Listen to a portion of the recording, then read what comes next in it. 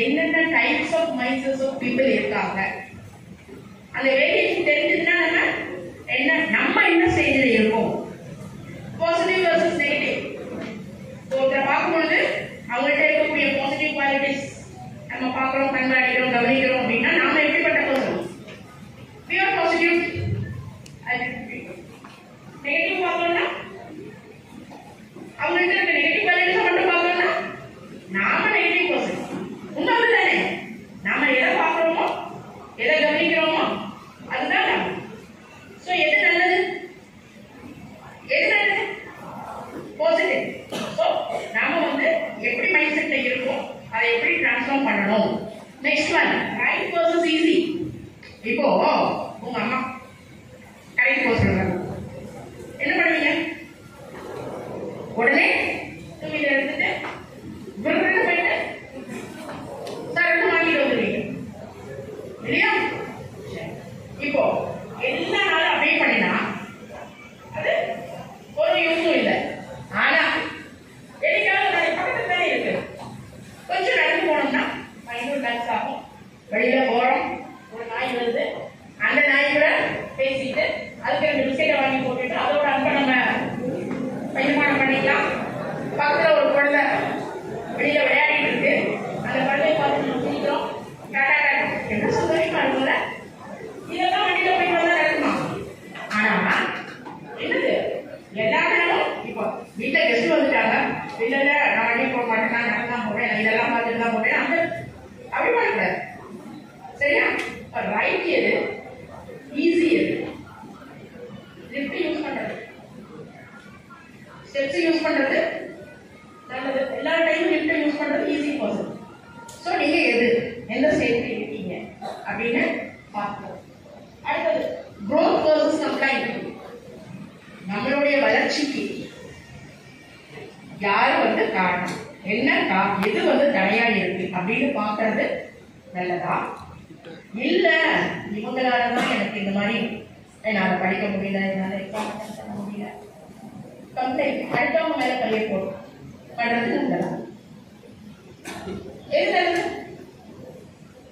எது நல்லது சொல்லுங்க. நம்மளுடைய வளர்ச்சியை நம்ம பார்க்கணும். அடுத்தவங்க கம்ப்ளைண்ட் பண்றது நம்மளோட வேலை இல்லை, நமக்கு அது தேவையும் இல்லை.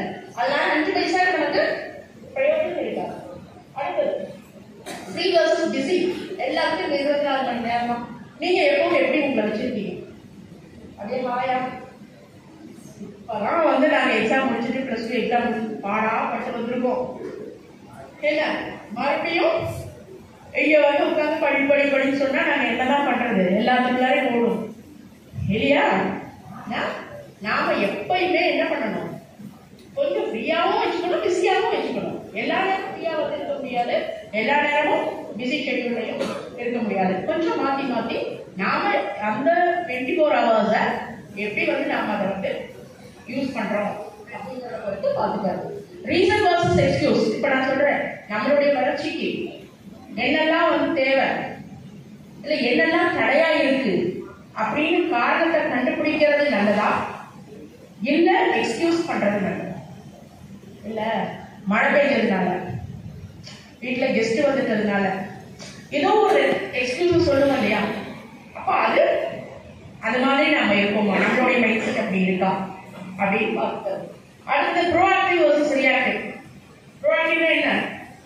வரதுக்கு முன்னாடி படிச்சுக்கிறது. டெய்லி அன்னன்னைக்கு ஷெட்யூல் பண்றாங்களா? அன்னன்னைக்கு முடிச்சிடறது. பார்த்துக்கலாம், எக்ஸாம் பண்ணணும், டைம் டேபிள் கொடுக்கணும், ஹாலிடே வரணும். அப்ப என்ன ஆயிடும்? அடிச்சு ஒரு நாளைக்கு உட்காந்து தட்டு பிடிச்சு தூக்கி எடுத்துட்டு ஏதோ காசு வாங்கிடுவீங்க. அப்புறம் என்ன படிச்சீங்க என்னன்னு கேட்டா ஒண்ணு மைண்ட்ல இருக்க, அது என்ன யூஸ்? ஸோ நம்ம என்ன மாதிரி இருக்கும்? ப்ரோஆக்டிவா இருக்கோமா, ரியாக்டிவா இருக்கோமா?